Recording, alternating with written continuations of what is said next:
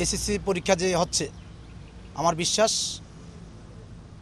আগামী সোনার বাংলা নির্মাণে আমাদের এই যারা বর্তমান ছাত্রছাত্রী আছে তারাই কিন্তু একটি বড় দায়িত্ব নেবে।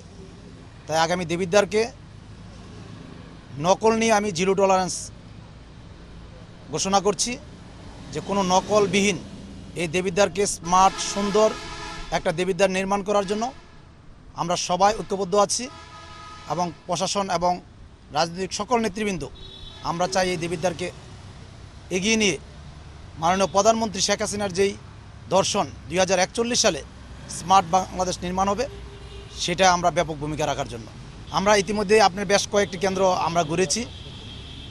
গত 5 দিন আগে আমরা একটা ইউনূস সাহেবকে মেসেজ দিয়েছি এবং প্রশাসন সকলকে, যে এবারের যেই এক্সাম হবে এটা হবে নকলবিহীন এবং জিরো টলারেন্স।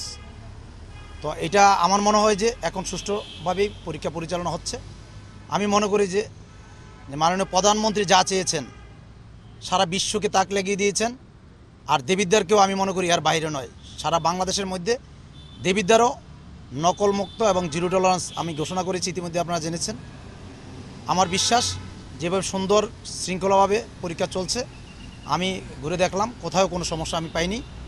আমার বিশ্বাস এভাবে পরীক্ষা চললে আমার ছাত্রছাত্রীরা ভালো রেজাল্ট করবে।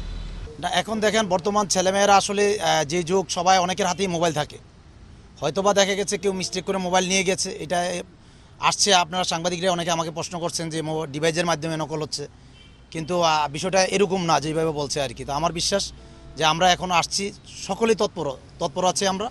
আমরা আশা করি যে নকলমুক্ত যেই দেবিদ্বার আমরা এটাকে করতে পেরেছি, এবং কি সামনে যতগুলো পরীক্ষা আছে এটি আপনার বাস্তবায়িত হবে।